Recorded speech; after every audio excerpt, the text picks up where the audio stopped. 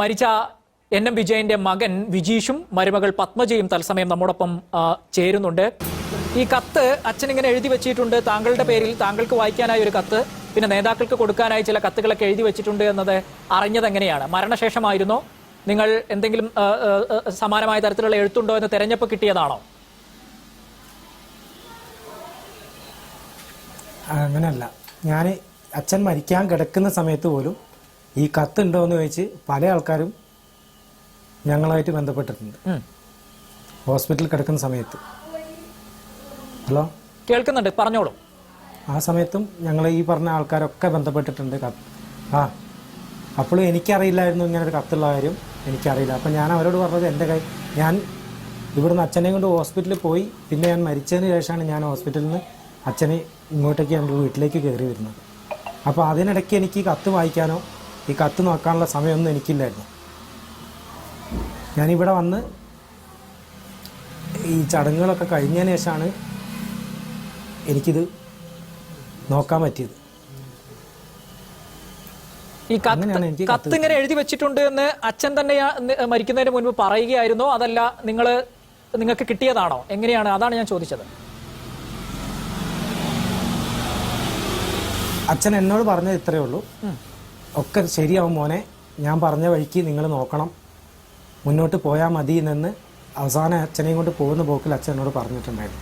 അപ്പോൾ ഇത് കത്താണോ എന്നൊന്നും എനിക്കറിയില്ലായിരുന്നു. അതിനുശേഷം ഞാൻ തിരിച്ചു വന്നതിന് ശേഷമാണ് ഞാൻ നോക്കിയപ്പോൾ കത്ത് കിട്ടിയത്. ഓക്കെ, അത് വായിച്ചു കഴിഞ്ഞപ്പോൾ ഈ കാര്യങ്ങളൊക്കെ നിങ്ങൾക്ക് നേരത്തെ അറിയാമായിരുന്നതാണോ? അതിലുണ്ടായിരുന്നതെല്ലാം എന്താണ് തോന്നിയത്? ഒരിക്കലല്ല, എന്നോട് നേരിട്ട് ഇങ്ങനത്തെ ഒരു കാര്യങ്ങളൊന്നും പറഞ്ഞിട്ടില്ല. കുറച്ച് കാര്യങ്ങൾ എനിക്കറിയായിരുന്നു, പക്ഷെ ബാക്കിയൊന്നും ഞാൻ ഒരു ഞെട്ടലോടുകൂടിയാണ് ഞാനിത് കേൾക്കുകയും ചെയ്തത്. വായിക്കേണ്ട ഒരു അവസ്ഥ എന്ന് പറഞ്ഞാൽ അത് വല്ലാത്തൊരവസ്ഥ തന്നെയായിരുന്നു. അച്ഛന് താങ്കളുടെ മോനെ എന്ന് വിളിച്ച് താങ്കൾക്ക് എഴുതിയ കത്തിന്റെ ആമുഖമൊക്കെ ഞാൻ വായിച്ചു. അപ്പൊ അതിനകത്ത് നിങ്ങളുടെ കുടുംബത്തിന്റെ പ്രശ്നങ്ങൾ, അത് പരിഹരിക്കാനുള്ള വഴികളൊക്കെ പല വിധത്തിൽ അച്ഛൻ നിർദ്ദേശിക്കുന്നുണ്ട്. വരുമാന മാർഗവും ജീവിതം നിങ്ങൾ എങ്ങനെ മുന്നോട്ട് കൊണ്ടുപോകണമെന്നൊക്കെ അച്ഛൻ അതിൽ പറയുന്നുണ്ട്. അപ്പോൾ പോലും നിങ്ങൾക്കിടയിൽ വളരെ നല്ല രീതിയിലുള്ള ഒരു കമ്മ്യൂണിക്കേഷൻ അവിടെ നടക്കുന്നുണ്ട് എന്നുള്ളതാണ് വായിക്കുന്നത്, കാണുമ്പോൾ, അത് എഴുതി വെച്ചത് വായിക്കുമ്പോൾ നമുക്കും തോന്നുന്ന കാര്യം. അപ്പോൾ ഒരു ഘട്ടത്തിലും ഈ പ്രയാസങ്ങൾ അനുഭവിക്കുമ്പോൾ അച്ഛൻ അത് ഷെയർ ചെയ്തിരുന്നില്ലേ, പറഞ്ഞിരുന്നില്ലേ?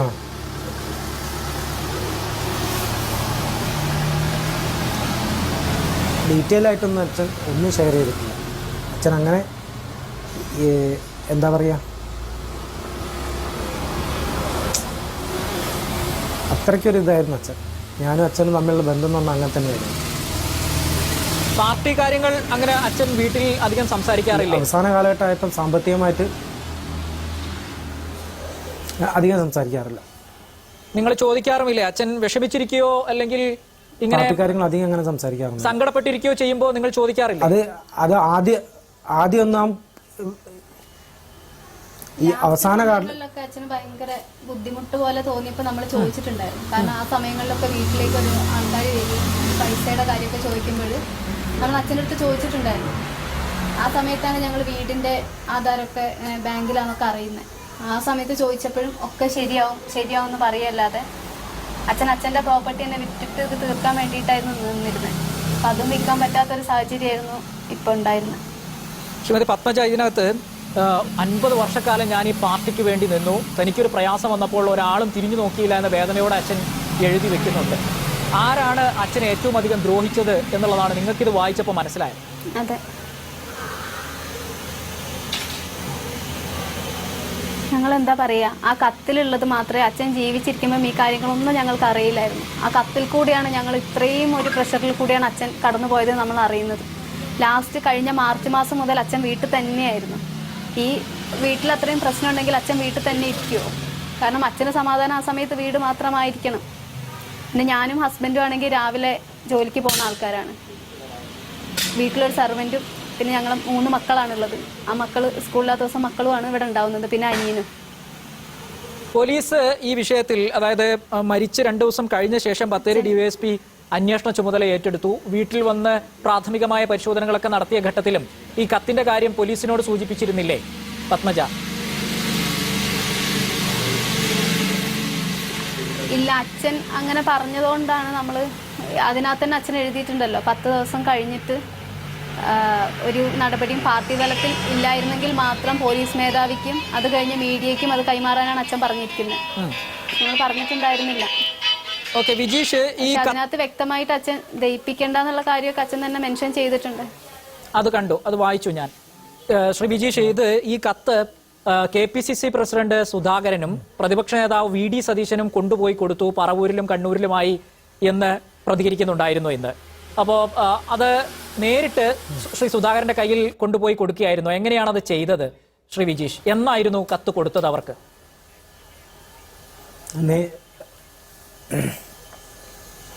അച്ഛൻ്റെ ചടങ്ങുകളൊക്കെ കഴിഞ്ഞ 2-ാം തീയതിയാണ്. അതിൻ്റെ തൊട്ടടുത്ത ദിവസമാണ് പ്രതിപക്ഷ നേതാവിൻ്റെ അടുത്ത് ചെല്ലുന്നത്. ചെന്ന് കത്ത് കൊടുത്തു, കുറച്ചു നേരം സംസാരിച്ചു, നമുക്ക് നോക്കാം. പക്ഷെ അതിൽ പോലും എനിക്ക് യാതൊരു ഇതും തോന്നിയിട്ടുമില്ല. പിന്നെ ഞാനിങ്ങനെ ആലോചിച്ചപ്പോഴാണ് അത് കഴിഞ്ഞിട്ടാണ് സുധാകരൻ്റെ അടുത്ത് ചെല്ലുന്നത്. അടുത്ത ദിവസം 4-ാം തീയതി കണ്ണൂർ വീട്ടിൽ പോയിട്ടാണ് കാണുന്നത്. വീട്ടിൽ പോയി കണ്ടു. സുധാകരൻ സാറിന് സുഖമല്ലായിരുന്നു. അപ്പോൾ കുറച്ചു നേരം വെയിറ്റ് ചെയ്യേണ്ടി വന്നു. അതിനുശേഷം കത്തും കൊടുത്തിട്ടാണ് ഞങ്ങൾ പോരുന്നത്. ശ്രീ സുധാകരന്റെ പ്രതികരണം, KPCC പ്രസിഡന്റ് ഈ കത്ത് വാങ്ങിച്ചപ്പോൾ ശ്രീ വിജയന്റെ മകനാണ്, ഇത് ഇങ്ങനെ ഒരു കത്താണ് എന്ന് നിങ്ങൾ പറഞ്ഞിരിക്കുമല്ലോ, ആ സമയത്ത് അദ്ദേഹം എന്താണ് തിരിച്ചു പറഞ്ഞത്?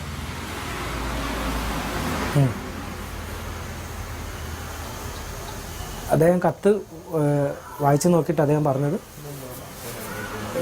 നോക്കട്ടെ, ഇതിന് എന്തൊക്കെയോ ഇതുണ്ടല്ലോ, അപ്പോൾ നോക്കിയിട്ട് ഞാൻ ചെയ്യാൻ പറ്റുന്നതാണെങ്കിൽ നമുക്ക് നോക്കിയിട്ട് എന്താ വെച്ചാൽ ചെയ്യാം എന്ന രീതിയിലാണ് എന്നോട് സംസാരിച്ചത്.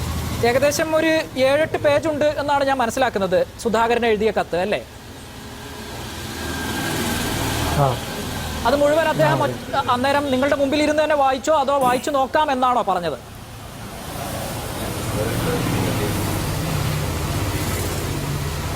അത് മുഴുവൻ വായിക്കാനുള്ളത് ഉണ്ടായിരുന്നില്ല.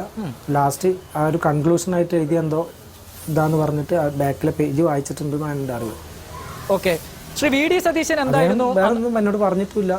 ഓക്കെ, ഇന്ന് ശ്രീ സുധാകരൻ മാധ്യമങ്ങളോട് പറഞ്ഞിട്ടുണ്ട്, എനിക്ക് ഇങ്ങനെ ഒരു കത്ത് കിട്ടിയിട്ടുണ്ട്, ഞാനത് വായിച്ചിട്ടില്ല, അത് വീട്ടിലുണ്ട്, അത് വായിച്ചു കഴിഞ്ഞ ശേഷം ആവശ്യമായ രീതിയിൽ ഇടപെടും എന്ന് ഇന്ന് അദ്ദേഹം പറഞ്ഞിട്ടുണ്ട്. അതുകൊണ്ടാണ് ഞാനിത് ചോദിക്കാനും കാരണം. ശ്രീ VD സതീശൻ ഇതുപോലെ കത്ത് വായിക്കുകയും ഒക്കെ ചെയ്തിരുന്നോ നിങ്ങളുടെ മുന്നിൽ? അതല്ല, അതിനുശേഷം സതീശൻ എന്താണ് പറഞ്ഞത് കത്ത് കൊടുത്തപ്പോൾ?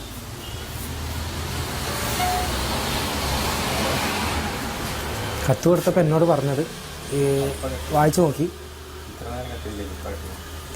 കത്തിൽ വ്യക്തത ഇല്ലയെന്ന് പറഞ്ഞു. പിന്നെ പറഞ്ഞത് ഇത് വ്യക്തികളാണ് ഇതിലിടപെട്ടേക്കുന്നത്, അല്ലാതെ പാർട്ടിയല്ല എന്ന രീതിയിലാണ് എന്നോട് സംസാരിച്ചത്. അതിൽ പാർട്ടിക്ക് വേണ്ടിയാണ് താൻ ഇത് ചെയ്തത്, പാർട്ടിക്ക് വേണ്ടി നിലകൊണ്ടു, എന്നിട്ട് താൻ ഒറ്റപ്പെട്ടു പോയി എന്ന് അച്ഛൻ പറഞ്ഞു എന്ന് നിങ്ങൾ സൂചിപ്പിച്ചോ പ്രതിപക്ഷ നേതാവിനോട്? ഓ, അത് ആ കത്തിൽ ഉണ്ടായിരുന്ന വാചകം തന്നെയാണ്. അപ്പോഴെന്തായിരുന്നു പ്രതിപക്ഷ നേതാവിന്റെ മറുപടി? അപ്പോൾ അദ്ദേഹം എന്താ ഉദ്ദേശിച്ചതെന്നും എനിക്കൊന്നും മനസ്സിലായിട്ടില്ല. ഞാൻ പറഞ്ഞില്ലേ, വ്യക്തികളാണ്, നോക്കാം, ശ്രമിക്കാം എന്ന രീതിയിലാണ് പറഞ്ഞത്. അല്ലാതെ വേറെ എനിക്ക് പ്രത്യേകിച്ചൊന്നും തോന്നിയിട്ടില്ല. കാരണം ഇവരെ ഭാഗത്തുനിന്ന് അച്ഛൻ ഈ പോയിസണായിട്ട് ഹോസ്പിറ്റലിൽ അഡ്മിറ്റ് ആയതിനു ശേഷവും ഇവരെ ഭാഗത്തുനിന്ന് ഒരാൾ പോലും എന്നെ വിളിച്ചിട്ടോ ഇതിനെപ്പറ്റി സംസാരിച്ചിട്ടോ ഇല്ല. ഒരു പ്രാവശ്യം പ്രിയങ്ക ഗാന്ധി എന്നെ വിളിച്ചിട്ടുണ്ടായിരുന്നു. ഒരു 2-3 മിനിറ്റിനടുത്ത് സംസാരിക്കുകയും ചെയ്തു. എന്നിട്ട് എന്നോട് പറഞ്ഞു, എൻ്റെ ഭാഗത്തുനിന്ന് എന്താ സഹായം വേണ്ടതെന്ന് ചോദിച്ചു. പ്രിയങ്ക ഗാന്ധിക്ക് ഈ വിഷയങ്ങളൊക്കെ അറിയുമോ? ഇന്നേ വരെ അതിനുശേഷം ഒരു അറിയുമായിരിക്കും. അവരാന്ന് പറഞ്ഞിട്ടാണ് എനിക്ക് കോള് വന്നത്. അങ്ങനെയാണ്. അതായത് ഇത് എപ്പോഴാണ് പ്രിയങ്ക ഗാന്ധി വിളിച്ചത്? അതിന് വ്യക്തമായിട്ടൊരു മറുപടിയും ഇതൊന്നും ഞാൻ കണ്ടു. അച്ഛൻ ഹോസ്പിറ്റലിൽ കിടക്കുന്ന സമയത്ത്. ഓക്കെ, രാഹുൽ ഗാന്ധിക്ക്, KC വേണുഗോപാലിന്, VD സതീശന്, സുധാകരന്, ഇങ്ങനെ 4 പേർക്കല്ലേ അച്ഛൻ ഈ എഴുത്ത് കൊടുക്കണം എന്ന് പറഞ്ഞിരുന്നത്? ഇല്ലല്ല, വേണുഗോപാലൊന്നുമില്ല. ഇല്ല. ആരൊക്കെയായിരുന്നു? സതീശനും സുധാകരനും അല്ലാതെ ആരൊക്കെയായിരുന്നു? പ്രിയങ്കയും രാഹുലും. പ്രിയങ്കയുടെയും രാഹുലിന്റെയും കയ്യിൽ ഈ കത്ത് കിട്ടിയിട്ടുണ്ടോ? അത് കഴിഞ്ഞിട്ട് ഇല്ല. പിന്നെ ഇത്രയും ആയിട്ട് ഈ സംസ്ഥാന നേതാക്കൾക്ക് വരെ നമ്മളെ വേണ്ടാണ്ടായിരിക്കും. പിന്നെ നമ്മളെന്തിനാണ് ദേശീയ തലത്തിലേക്ക് പോകുന്നത്? എന്ത് കാര്യം ഉണ്ടാവുക? അതും അവർക്ക് ആയിട്ടുള്ള ലെറ്റർ ഒന്നല്ല, ഇവർക്ക് വന്ന ലെറ്റർ, ഇവർക്ക് വെച്ച അതേ ഇതിൻ്റെ തന്നെ കോപ്പിയാണ് അവർക്ക് അയച്ചേക്കുന്നത്. എല്ലാവർക്കും ഉള്ളടക്കം ഇവിടെ ഒരു ഇത് വരാത്ത സ്ഥിതിക്ക് ഞാൻ ഇനി അവർക്ക് കത്തയച്ചിട്ട് എന്താ? ഉള്ളടക്കം ഇത് തന്നെയാണ്, വേറെ ഒരു മാറ്റമില്ല. ഇനി ഞാൻ ഒരു കാര്യം വളരെ സ്പെസിഫിക് ആയി വളരെ കൃത്യതയോടുകൂടി കേൾക്കാൻ ആഗ്രഹിക്കുന്നത്, ഇത് ആരോപണം ഒരുപാട് നേതാക്കൾക്കെതിരെ ഉണ്ടോ, അതല്ല ഈ പറയുന്ന IC ബാലകൃഷ്ണനും അപ്പച്ചനുമെതിരെ മാത്രമാണോ, AD അപ്പച്ചനുമെതിരെ മാത്രമാണോ?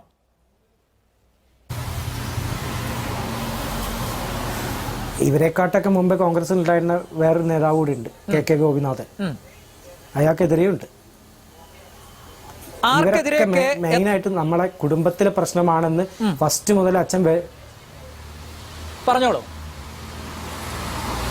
കുടുംബ പ്രശ്നമാണെന്ന് രീതിയിൽ വഴിതെളിയിക്കാൻ വേണ്ടി ഇവരാദ്യം അച്ഛൻ ഹോസ്പിറ്റലിൽ കിടക്കുന്ന സമയത്ത് തന്നെ ഇവർ നീക്കം തുടങ്ങിയിട്ടുണ്ടെന്നുള്ളത് ഇപ്പം എനിക്ക് വ്യക്തമാവുന്നുണ്ട്. ഞങ്ങൾക്ക് ആ ലെറ്റർ ഞങ്ങളുടെ കയ്യിലുണ്ടായിട്ട് തന്നെ ഈ 10 ദിവസത്തിനുള്ളിൽ കുടുംബക്കാരുടെ ഇടയിൽ നമുക്കത് കാണിക്കായിരുന്നു. ഞങ്ങൾ അന്ന് പോലും അത് കാണിക്കാണ്ടിരുന്നത് ഞങ്ങളുടെ ഭാവിയെ പറ്റി ഓർത്തിട്ട് മാത്രമാണ് അത് കാണിക്കാണ്ടിരുന്നത്. അല്ലെങ്കിൽ അന്ന് അത് ഏൽപ്പിക്കുന്ന സമയത്തൊന്നും ഈ ഇഷ്യൂ ഉണ്ടാവുണ്ടായിരുന്നില്ല. ഓക്കെ, ഇതിലിപ്പോ കുടുംബ പ്രശ്നമാണ് എന്ന് വരുത്തി തീർക്കാൻ വേണ്ടി ശ്രമിക്കുന്നത് ആരാണ്? പിന്നെന്ന് വെച്ചാൽ ഭയങ്കര പത്മജ, അത് ഈ പറഞ്ഞ എല്ലാ നേതാക്കന്മാർക്കും ഇതിൽ ഭയങ്കര അഭ്യൂഹങ്ങൾ വന്ന സമയത്ത് നമുക്കിപ്പം നാട്ടുകാരൊക്കെ ഇങ്ങനെ ഓരോരുത്തർ ഇങ്ങനെ പറയും, ഭയങ്കര മാനസിക വിഷമത്തിലായിരുന്നു. അപ്പൊ വനിതാ സെല്ലിൽ ഞാനൊരു കംപ്ലൈന്റ് കൊടുത്തിട്ടുണ്ടായിരുന്നു കഴിഞ്ഞിടയ്ക്ക്, 3 ദിവസം മുന്നേ, കൽപ്പറ്റ വനിതാ സെല്ലില്. അപ്പം ഞാൻ കംപ്ലൈന്റ് കൊടുത്തത് നമ്മളൊരു ബന്ധുവിന് കൊടുത്ത സമയത്ത് അവര് നമ്മളെ ഫോൺ വിളിച്ചിട്ട് പറഞ്ഞത് കംപ്ലൈന്റ് കൊടുക്കരുത്, ബത്തേരിയിലെ 2 പ്രമുഖ നേതാക്കളുടെ പേരാണ് അവർ പറഞ്ഞത്. അവർ പറഞ്ഞതാണ് കുടുംബയോഗം വിളിച്ചിട്ട് കുടുംബത്തിനെതിരെ വഴിതിരിച്ച് വിടണം എന്ന് അവർ പറഞ്ഞതിനനുസരിച്ചിട്ടാണ് അവരങ്ങനെ സംസാരിച്ചത് എന്നാണ് നമ്മളോട് പറഞ്ഞത്.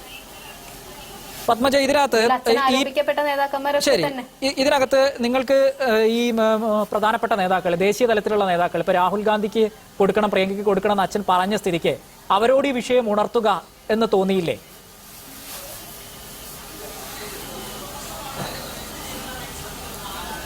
നമുക്കിവിടെ ഈ കേരളത്തിൽ നിന്നിട്ട് തന്നെ ഒരു സമാധാനം കിട്ടുന്നില്ല. അവർ പോലും വിളിച്ചിട്ട് എന്താ പറ്റിയത് എന്നൊരു വാക്ക് ചോദിക്കാനുള്ളൊരു കടമ ഉണ്ടാവുമല്ലോ. ഏത് അവർ അത്രയും ICനെ സംരക്ഷിക്കാനും ഇവിടെ വന്ന് സമ്മേളനം നടത്താനും അവർക്ക് ഇവിടം വരെ വരാൻ പറ്റുമെങ്കിൽ അതിൽ ഒരു നേതാവ് ഒരു പ്രാവശ്യം വിളിച്ചിട്ട് എന്നോട് ചോദിച്ചാൽ മതിയായിരുന്നു. ആരും ഒരാളും ഒരു വിവരവും അച്ഛൻ ആശുപത്രിയിലായിട്ടും ഇത്രയും കാലം 50 വർഷക്കാലം അച്ഛൻ പാർട്ടിക്ക് വേണ്ടിയാണ് നിന്നത്, അടിമുടി ഒരു പാർട്ടിക്കാരനായിരുന്നു, എന്നിട്ടും ഒരാളും തിരിഞ്ഞു നോക്കിയില്ലേ? തിരിഞ്ഞു ഹോസ്പിറ്റലിൽ ഈ ND അപ്പച്ചനാണെങ്കിലും IC ബാലകൃഷ്ണനാണെങ്കിലും ഇവിടുത്തെ ലോക്കൽ നേതാക്കളും അവരും വന്ന് നോക്കുക എന്നല്ലാതെ മുകളിൽ നിന്ന് ഒരു ഇതും നമുക്ക് ഉണ്ടായിട്ടില്ല. അന്ന് ഹോസ്പിറ്റലിലേക്ക് പോകുന്ന വഴിക്ക് തന്നെ ഇവിടെ വന്നവർ നമ്മളോട് പറഞ്ഞതാണ്, നിങ്ങൾ വിഷമിക്കേണ്ട മക്കളെ, വിജയേട്ടൻ്റെ ഫാമിലി നമ്മളെയും കൂടെ ഫാമിലിയാണെന്ന് പറഞ്ഞിട്ടാണ് അവർ കുടുംബത്തിനെതിരെ തിരിച്ചത്. അത് ഞങ്ങൾക്ക് ഭയങ്കര വിഷമമായ ഒരു കാര്യമായിരുന്നു. പക്ഷെ ഞങ്ങൾ ഇത്രയും ദിവസം അത് വെയിറ്റ് ചെയ്തത് എന്താണെന്ന് വെച്ച് കഴിഞ്ഞാൽ അച്ഛൻ്റെ ഒരു വാക്ക് പാലിക്കാമെന്ന് വിചാരിച്ചിട്ടാണ് ഇത്രയും ദിവസം ഞങ്ങൾ വെയിറ്റ് ചെയ്തത്. 2 കാര്യങ്ങൾ കൂടി ഞാൻ പറയാണ് ശ്രീമതി പത്മജ. ഒന്ന്, ഇന്ന് ശ്രീ രമേശ് ചെന്നിത്തല പറഞ്ഞിട്ടുണ്ട്, ഈ കത്തിന്റെ കാര്യം ഇപ്പോൾ പുറത്തു വന്ന ദിവസങ്ങൾ കഴിഞ്ഞാണ് പുറത്തു വരുന്നത്, അതിന്റെ കാര്യത്തിൽ തന്നെ ഈ കത്തിന്റെ ഒരു ഒതന്റിസിറ്റി, ഒരു ആധികാരികത സംബന്ധിച്ച് തന്നെ സംശയമുണ്ട് എന്നുള്ളതാണ് ഇത്രയും ദിവസം കഴിഞ്ഞ് പുറത്തു വരുന്നത്. ഇതിന്റെ പിന്നിൽ CPM രാഷ്ട്രീയം കളിക്കുന്നുണ്ട് എന്നുകൂടി ചെന്നിത്തല പറയുന്നുണ്ട്. ഇപ്പോൾ ഇവിടെ ചില കാര്യങ്ങൾ അദ്ദേഹത്തിന്റെ കുടുംബജീവിതവുമായി ബന്ധപ്പെട്ട് ഈ പ്ലാറ്റ്ഫോമിൽ പറയാൻ ആഗ്രഹിക്കുന്നില്ല, എന്നാലും ചില കാര്യങ്ങളുണ്ട് എന്ന് ഈ ചർച്ചയുടെ തുടക്കത്തിൽ നൗഷാദ് അലിയും കോൺഗ്രസിന് വേണ്ടി സംസാരിക്കുമ്പോൾ ചൂണ്ടിക്കാട്ടി. എന്ന് വെച്ചാൽ ഇപ്പോഴും പുറം ലോകം അറിയാത്ത എന്തെങ്കിലും ദുരൂഹതകൾ അദ്ദേഹത്തിന്റെ ജീവിതവുമായി ബന്ധപ്പെട്ട് ഉണ്ടോ പത്മജ? ഞങ്ങൾ അറിവില്ല സാർ. ഞങ്ങൾ 16 വർഷമായി എൻ്റെ കല്യാണം കഴിഞ്ഞിട്ട്. 16 വർഷമായി ഞങ്ങൾ ഒരുമിച്ചാണ് താമസിക്കുന്നത്. എൻ്റെ ഭർത്താവിൻ്റെ അമ്മ കിടപ്പിലായപ്പം പോലും ഇത്രയും വർഷം നോക്കിയതും എല്ലാം ഞാൻ തന്നെയാണ്. അമ്മ മരിച്ചതിന് ശേഷമാണ് ഞാൻ ജോലിക്ക് വരെ പോയി തുടങ്ങിയത്. അപ്പം എന്തെങ്കിലും ബുദ്ധിമുട്ടുണ്ടായിരുന്നെങ്കിൽ ഒന്നെങ്കിൽ ഞങ്ങൾക്ക് മാറായിരുന്നു, അല്ലെങ്കിൽ അച്ഛന് മാറാമായിരുന്നല്ലോ. അച്ഛൻ പുറത്തിറങ്ങി നടക്കുന്ന ആളായിരുന്നില്ലേ. ഓക്കെ, അച്ഛന്റെ മരണശേഷം ഈ കുറിപ്പ് പുറത്തുവിടുന്നതുമായി ബന്ധപ്പെട്ട് തുടർ നടപടികളുമായി ബന്ധപ്പെട്ടൊക്കെ നീങ്ങുമ്പോൾ നിങ്ങൾക്ക് പിന്തുണ കിട്ടുന്നത് CPM-ൽ നിന്നാണോ, CPM നേതാക്കളിൽ നിന്നാണോ, അതല്ല വിജയൻ എന്ന് പറയുന്നത് ഞങ്ങളുടെ കൂടപ്പിറപ്പാണെന്ന് പറയുന്ന കോൺഗ്രസിൽ നിന്നാണോ? പത്മജ? ഒരിക്കലുമില്ല. കോൺഗ്രസ് ഞങ്ങൾക്ക് എനിക്ക് പാർട്ടി അങ്ങനെ നമുക്ക് ഒരു പരിചയമില്ല. നമ്മൾ വോട്ട് ചെയ്യാൻ പോയൊരു പരിചയം മാത്രമേ ഉള്ളൂ. ഇതുവരെ ഞങ്ങൾ എല്ലാ വോട്ടും ചെയ്തിരിക്കുന്നത് കോൺഗ്രസിനുമാണ്. അല്ലാതെ ഞങ്ങൾക്ക് ഇതിനെപ്പറ്റിയൊന്നും അധികം പാർട്ടി അങ്ങനെയൊന്നും അറിയില്ല സത്യം പറഞ്ഞു കഴിഞ്ഞാൽ. CPM നേതാക്കൾ വന്ന് കാണുകയോ പിന്തുണ അറിയിക്കുകയോ ചെയ്തിട്ടുണ്ടോ? പക്ഷെ ആരും ഞങ്ങളെ എന്താ പറയാ, അവര് വന്നിട്ടുണ്ടായിരുന്നു. അച്ഛൻ മരിച്ചതിന് ശേഷം അവർ വരികയും ഹസ്ബൻഡ് വർക്ക് ചെയ്യുന്നത് ബാങ്കിന്റെ അവരൊക്കെ വന്നിട്ട് അവരെ ഡയറക്ടർമാരൊക്കെ CPM-കാരൊക്കെ അവരൊക്കെ വരികയും സംസാരിക്കുകയൊക്കെ ചെയ്തിട്ടുണ്ടായിരുന്നു. അല്ലാതെ ഇങ്ങനെ ഒന്നിനെതിരെ പ്രവർത്തിക്കണം അങ്ങനെയൊന്നും അവരൊന്നും ഞങ്ങളോട് പറഞ്ഞിട്ടേ ഇല്ല. ഞാൻ അവസാനമായി ഒരു കാര്യം കൂടി ചോദിക്കുകയാണ്. അച്ഛൻ ഏതൊക്കെ നിലയ്ക്ക് ചോദിച്ചിട്ടുണ്ടായിരുന്നില്ല. ഓക്കെ, അച്ഛൻ ഏതൊക്കെ നിലയ്ക്ക് വഞ്ചിക്കപ്പെട്ടു എന്നാണ് ഇപ്പൊ തോന്നുന്നത്?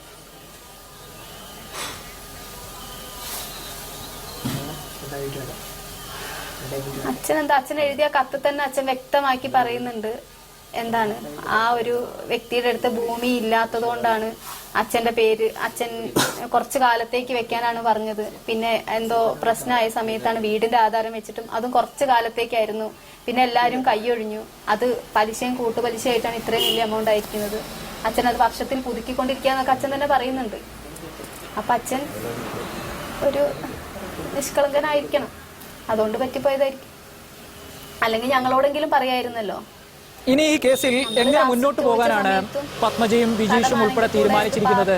ഇപ്പോൾ സ്വാഭാവികമായി പാർട്ടി നിങ്ങളെ കൈവിട്ടു എന്ന് അച്ഛനും പറഞ്ഞു, നിങ്ങൾക്കും അത് മനസ്സിലാകുന്നു. ഇനിയിപ്പോൾ പാർട്ടിയുടെ രാഷ്ട്രീയ പിന്തുണയൊന്നും ഉണ്ടായില്ല. അപ്പൊ നിയമപരമായി മുന്നോട്ട് പോവുക എന്നുള്ളത് തന്നെയാണോ വിജീഷ്, പത്മജ ഇനി അങ്ങോട്ട്? അതെ അതെ അതെ അതെ. ശരി, വളരെയധികം നന്ദി. ഇത്രയും വലിയ ബാധ്യത ഞങ്ങൾ എങ്ങനെയാ അടയ്ക്കുക? ഓക്കെ, നിങ്ങൾ വാർത്താ സമ്മേളനത്തിൽ KPCC-യുടെ ഫണ്ട് എടുത്ത് അത് കൊടുക്കണമെന്നൊക്കെ ആവശ്യപ്പെടുന്നതും പറയുന്നതും കേട്ടിരുന്നു. പാർട്ടിക്ക് വേണ്ടിയാണ് അദ്ദേഹം പണം വാങ്ങിയത്, അദ്ദേഹത്തിന്റെ വ്യക്തിപരമായ കടബാധ്യത അല്ല എന്നൊക്കെ പറയുന്നത് നമ്മൾ കേട്ടിരുന്നു. അതുകൊണ്ടാണ് ഞാൻ അതിനെക്കുറിച്ച് കൂടുതൽ ചോദിക്കാഞ്ഞത്. ഏതായാലും ഗോപിനാഥ് അടക്കം, അപ്പച്ചൻ, ഗോപിനാഥ്, IC ബാലകൃഷ്ണൻ എന്നീ 3 പേർക്കെതിരെയാണ് ഈ കത്തുകളിൽ പറയുന്നത്. അതാണ് നിങ്ങൾ ഉന്നയിക്കുന്ന ആരോപണങ്ങൾ. ശരി, വളരെയധികം നന്ദി. ഈ ഘട്ടത്തിൽ ഈ വിഷമം പിടിച്ച സാഹചര്യത്തിലും ഞങ്ങളോട് സംസാരിക്കാൻ വന്നതിന് പത്മജയ്ക്കും വിജീഷിനും ഞാൻ നന്ദി രേഖപ്പെടുത്തുകയാണ്. നന്ദി ചർച്ചയുടെ ഭാഗമായതിന്.